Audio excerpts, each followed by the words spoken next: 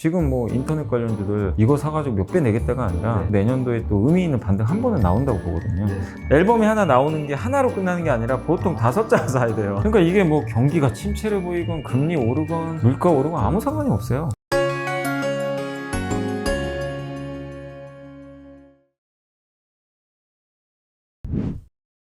한동안 제조업이 좀 외면을 받다가 요즘 다시 좀 주목을 많이 받는 거예요. 그러니까 카카오 네이버가 안 가는 이유도 사실 네. 그런 것 때문이거든요. 이제 뭐 나중에 금리가 꺾이면 또 모르겠지만 아무래도 성장이 안 보이거든요. 금리를 떠나서 이미 성장을 코로나 때 했는데 그 이상 성장을 해줘야 되거든요. 근데 이제 그건 잘 안 보이죠. 그 상대적으로 제조업보다 메리트가 떨어지고. 그렇구나. 네, 그래서 지금 못 가는 거예요, 사실. 그러면 그 네이버 카카오도 사실 되게 개인 투자자분들이 정말 사랑하는 두 종목이잖아요. 그런 인터넷 기업들, 뭐 게임주 이런 데도 많은데 그런 쪽에 이제 네이버나 카카오 이런 애들이 좀 주가가 반등하려면 어떤 조건들이 좀 맞춰진다면 그런 걸 바라볼 수가 있을까요? 일단 이제 개별 기업상으로는 가장 중요한 게 이제 개별적인 게 있고 이제 전체 매크로가 있거든요. 그래서 개별적인 상황으로 봤을 때는 일단 뭐 제가 봤을 때 가장 중요한 거는 저는 이 성장이 나와야 되거든요. 그러니까 뭐 예를 들면 인터넷 회사라고 치면 네이버든 카카오든 어느 사업 분야에서 하나 딱 성장을 해야 되는데 단편적으로 카카오가 더 성장하기도 쉽지 않잖아요. 뭐 전 국민이 이미 다 쓰고 있는데 차라리 뭐 어느 뭐 동남아 국가에서 막 대량으로 쓴다면 모르겠어요. 새로운 시장이. 근데 그것도 아니잖아요, 사실. 그렇기 때문에 카카오가 할 수 있는 거는 사실은 지금 국내에서는 뭐 카카오 모빌리티라든가 아니면 뭐 지금 카카오톡도 오픈 채팅방에 뭐 광고 낸다 뭐 이런 얘기 있잖아요. 그거 괜히 하는 게 아니거든요. 사실은 성장을 해야 되니까. 근데 그게 성공할지 지금 모르니까 그건 좀 지켜보시고. 그리고 요즘에 해외 쪽으로도 많이 나가잖아요. 많이 나가죠. 근데 아직은 성과는 없어요. 그렇게 이 주가에 영향을 줄 만큼. 근데 그게 성과가 나와야 되겠죠. 웹툰이라든가 뭐 이런 거 많이 그게 하더라고요. 나오면 뭐 주가는 또 올라가게 돼요. 그러니까 요건 이제 개별적인 이슈고 매크로적으로 봤을 때는 결국 금리가 인하돼야 됩니다. 금리가 너무 올라갔잖아요. 그러면 성장주는 계속 할인받아요. 그래서 금리 인하는 제가 봤을 때는 일단 지금 미국의 기준금리 점도표 보면 2024년에는 금리가 꺾여요. 그건 분명하죠. 그리고 내년 상반기까지 금리 올리고 내년 하반기에는 동결로 가는 것 같더라고요. 근데 물가가 많이 꺾이잖아요. 그럼 내년 하반기에 금리 인하할 수도 있어요. 올해는 좀 쉽진 않다. 근데 다만 투자 관점에서는 올해 쉽지 않아도 그럼 올해보다 내년이 나쁠 거냐? 그건 아니거든요. 일단 왜 그러냐면은 이미 아무도 기대도 안 해요. 그래서 더 나빠질 것도 없고 금리가 4.5 올라가는 거 다 알아요. 그럼 이제 내려갈 일밖에 없어요. 결국 시간 지나면.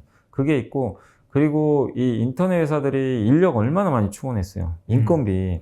인건비보단 컸잖아요. 근데 이거는 인건비를 올려놓으면요. 이렇게 올리고 계속 이러진 않아요. 이제는 조금씩 인건비 증가율이 둔화돼요. 그러면 내년 실적은 올해보다 좋을 수도 있어요. 오히려? 왜냐면 인건비 상승률이 둔화되니까. 이런 것도 있고. 그래서 내년을 본다면 저는 지금 뭐 인터넷 관련주들 이거 사가지고 몇 배 내겠다가 아니라 어느 정도 내년도에 또 의미 있는 반등 한 번은 나온다고 보거든요. 그러니까 그때를 대비해서 지금 이렇게 망가져 있는 것도 미리 투자하는 거 전 나쁘지 않다고 생각해요. 그래서 지금은 너무나 좀 안 좋기 때문에 오히려 좀 투자 기회다.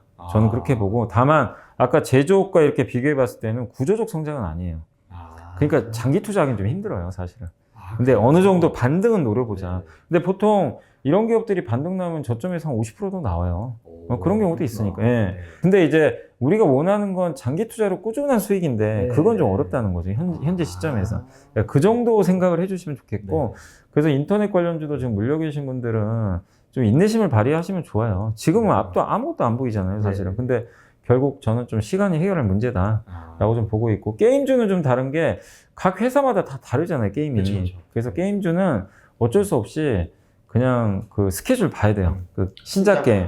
근데 한 가지 이제 포인트는 이제는 모바일 게임은 임팩트가 없어요. 모바일 1등 해도요, 주가 안 올라갑니다. 요즘엔 그래요. 왜냐면 이제 인정을 안 해요. 그리고 뭐 다시 무너지긴 했는데, 지금 NC 보세요. 계속 1등 하잖아요. 그래도 안 돼요. 그래서 밸류에이션을 인정을 안 해줘요. 실적은 좋은데, PER이 되게 다 낮아요, 지금 게임주들이. 근데 문제가 밸류 평가를 표를 높게 안 쳐줍니다. 모바일 아무리 1등을 해도. 왜냐면 이제 모바일 그런 구조로는 성장 못 한다고 보는 거예요. 그리고 그리고 내수 시장 내에서 서로 경쟁하잖아요. 땅 먹기. 중국은 시장 열리지도 않고 있고. 그래서 게임주를 볼 때는 이제는 콘솔 게임 보셔야 돼요. 오히려. 네, 뭐 플레이스테이션용 게임들 있잖아요. 옛날에 콘솔 게임 많이 했던 것 네, 같은데. 우리나라는 사실 그거 안 만들었잖아요. 네. 근데 이제 올해부터 나와요. 12월에 크래프톤의 네. 그 칼리스토인가 이름은 제가 기억 안 나는데 12월에 네. 그 칼리스토 프로토콜 맞아요. 어. 그 게임이 그 나옵니다. 콘솔용으로 오. 나오는데 아마 소니가 마케팅을 많이 할 것 같아요. 네. 근데 우리나라 시장이 못하던 거잖아요. 네. 우리나라가. 근데 여기서 성과를 내면 어떻게 될까요? 퍼가 높아지기 시작해요. 또 사람들은 새로운 거에 열광을 해요. 이젠 콘솔 게임? 네. 근데 콘솔 게임은 북미와 유럽은 콘솔 게임 시장이 커요. 맞죠. 엄청 큽니다. 그렇죠. 그럼 여기 세계 시장이 열리는 거예요. 우리나라는 작잖아요, 콘솔이. 그래서 정말 이제는 게임주들한테도 변곡점이 왔어요. 그래서 이번에 크래프톤이 만든 게임이 반드시 성공해야 됩니다. 막중한 인물 띄었어요. 약간 그 크래프톤 회사 자체를 넘어서 네, 이 게임 대한민국 전체. 게임 산업 왜냐면 전체에 크래프톤 네. 말고도 NC도 지금 준비하고 있고 네. 다 여러 업체들이 준비를 해요. 네오이즈도 있고. 그래서 그 출발점이 지금 크래프톤이니까. 그래서 게임주는 이제 12월에 그 게임이 정말 중요하다. 엔터주 관련 질문을 좀 해주셨어요. 뭐 엔터주도 요즘 뉴스가 뭐 좀 많았죠. 네. SM 엔터테인먼트에서 이제 이수만 님께서 물러나면서 되게 다양한 이벤트들이 있었는데 요즘 주가 추이가 사실 엔터주가 생각보다 괜찮잖아요. 나쁘지 않잖아요. 좀 이게 어떻게 보시나요? 약간 엔터주는 이런 지금 불확실성, 뭐 네. 물가 상승, 뭐 금리 인상 이런 곳의 청정 지역이에요. 그런가요? 전혀 타격이 없어요. 왜냐면 네. 되게 독특한 비즈니스잖아요. 네. 엔터주가. 그러니까 우리가 보면요. P 곱하기 Q 마이너스 C로 이익 계산하잖아요. 네, P는 그렇죠. 단가, 네. Q는 물량, 네. C는 이제 비용이죠. 네. 그 엔터주는 일단 P가요. P가 그냥 무한대예요, 사실은. 왜냐면 오빠 부대 때문에 얼마든 사니까. 얼마든 사니까. 수용을 해요. 네. BTS가 앨범을 비싸게 내놔도요, 다 사줘요. 내가 당장 맛있는 스테이크나 안 먹을게. 이번에 맛있는 뭐 고기 안 먹고 나 오빠들한테 투자할래. 그래서 앨범을 산단 말이에요. 네. 우리가 가처분 소득이라고 하잖아요. 내가 꼭 그쵸. 필요한 거 빼고 남는 소득인데 여기서 유일한 청정지대가 엔터입니다. 앨범, 우리 오빠들 앨범, 콘서트 티켓 이거는 뭘 해도 양보를 못해요. 그래서 P가 이게 떨어질 수가 없고 계속 네. 올라가요. 근데 P가 올라가면 사실은 Q가 떨어져야 되잖아요. 물량이. 상식이죠. 근데 이거는 그게 아니에요. Q가 같이 가요. 또. 그리고 더 놀라운 건 신인 그룹들이 옛날에 몇 년 후에 터지는 경우가 많아요. 맞아요. 요즘에 여자 아이돌들이 네. 나오면 그냥 다 터져요. 뭐 이번에 뉴진스인가? 뉴진스 네. 대박 나고 뭐 에스파는 나온 지 1년, 그쵸. 2년밖에 안 됐는데 네. 막 거의 한 200만 장 가까이 그쵸. 판매를 하질 않나. 이게 또 우리나라에서만 그런 게 아니라 지금 전 세계로 확산되잖아요. Q가 같이 증가하니까. 그러네요. 그러니까 이게 뭐 경기가 침체를 보이건 금리 오르건 물가 오르건 아무 상관이 없어요. 그리고 C가 이제 비용인데 비용은 좀 오를 수는 있겠죠, 그쵸. 당연히. 뭐 인건비. 예, 그렇지만 여기도 옛날처럼 비용이 안 올라가는 게 옛날엔 콘서트로 매출을 많이 올렸잖아요. 그럼 콘서트는 비용이 많이 들어가요. 그렇죠. 일단은. 네. 근데 지금 나오는 매출의 대부분이 다 앨범 쪽이에요. 그래요? 앨범은 찍어내기만 하면 돼요. 뭐 야. 비용이 없어요. 그건 뭐 고정비, 올라갔자. 예, 고정비니까. 그러니까 또 이 콘서트도 예전과 다르게 온라인으로도 재판매를 하잖아요. 그렇죠. 이런 것도. 유튜브 이런 거. 예, 그러니까 비용이 예전처럼 크게 있는데 그리고 뭐 엔터 산업이 빚져서 하는 사업이 아니잖아요. 그렇죠. 현금도 많고. 네.